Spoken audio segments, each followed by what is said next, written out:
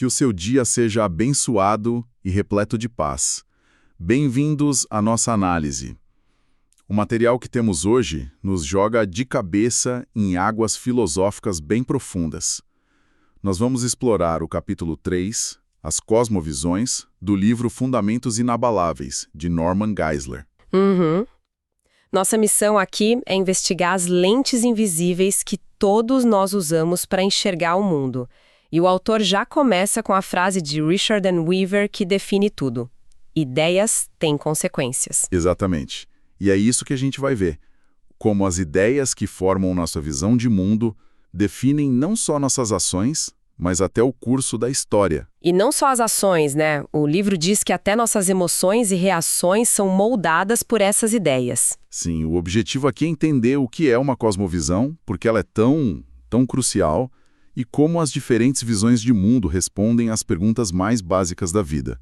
Sobre Deus, sobre a gente, sobre a realidade. Ok, então vamos pelo básico. O que exatamente o autor quer dizer com cosmovisão? Ele usa uma metáfora de lente intelectual. Isso. Pensa num par de óculos que você usa o tempo todo. Essa lente não só foca o que você vê, mas também dá cor, sabe? Ela fornece uma estrutura para a gente entender e explicar o mundo. Então é mais do que só ter uma opinião. Muito mais. Uma opinião pode ser superficial. Uma cosmovisão é tipo o sistema operacional da nossa mente.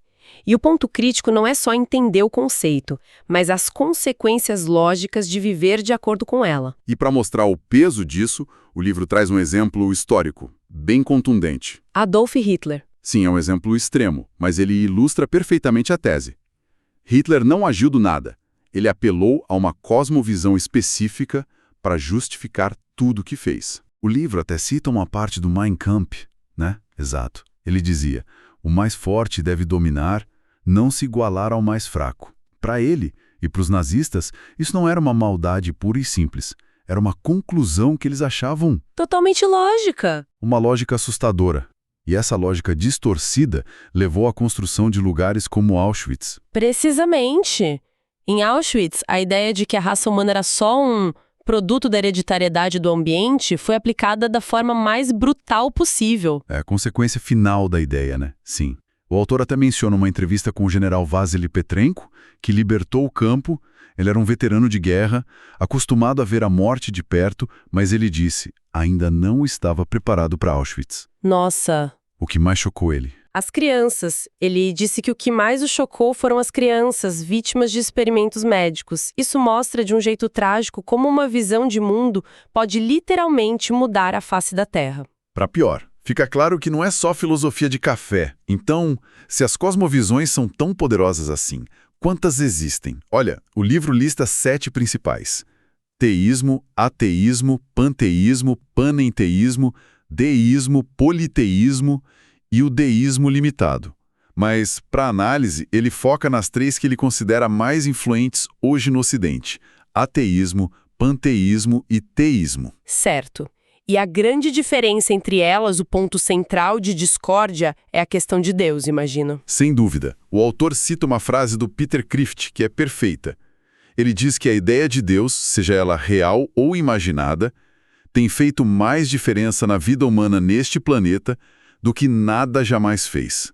É a pergunta-chave. Vamos comparar então o que cada uma ensina. Começando pelo ateísmo. O livro associa nomes como Marx, Nietzsche, Sartre. Isso. No ateísmo, a resposta para a pergunta sobre Deus é simples. Ele não existe. O universo é tudo que há.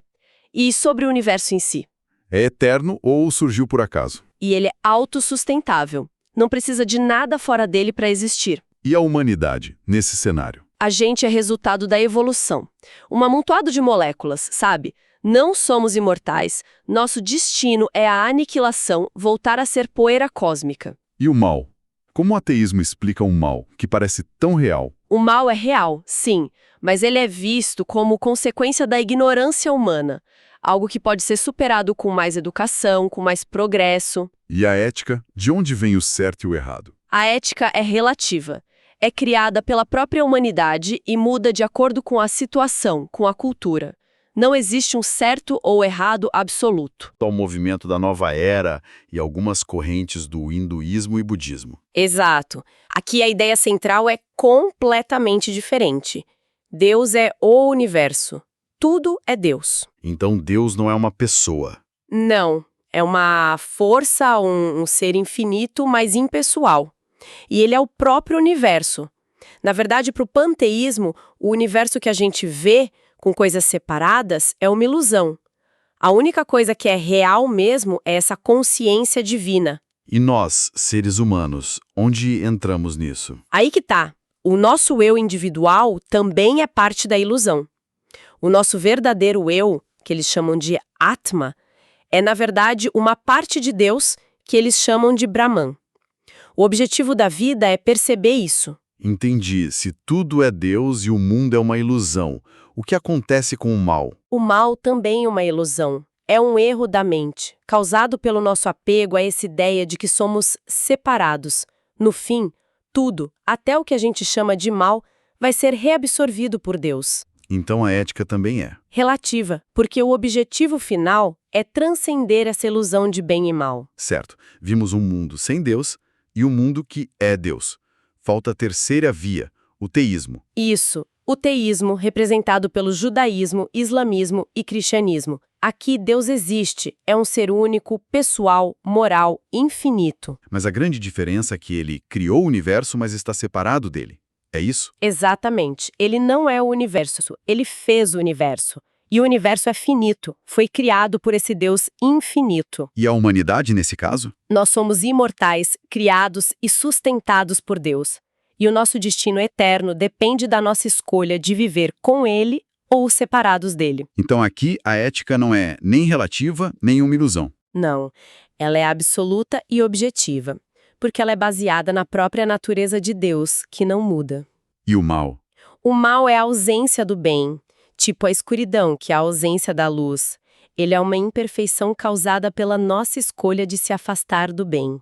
Fica muito claro que, dependendo da lente que a gente usa, a mesma evidência leva a conclusões totalmente opostas. Sim, um ateu e um teísta olham para o mesmo universo e chegam a conclusões irreconciliáveis. Isso é o que o autor chama de confusão de cosmovisões, né? Exato. As suposições iniciais, as lentes de cada um, são tão diferentes que o diálogo fica quase impossível. Então, como é que a gente conversa? Como se estabelece um diálogo? A chave, segundo o livro, não é tentar provar o seu ponto de vista logo de cara. É fazer as perguntas corretas. E o que seriam as perguntas corretas? A ideia é questionar os princípios de uma ideia, não a pessoa que defende a ideia. Sabe? Isso tira a conversa do campo emocional e leva para o campo conceitual, que é mais produtivo.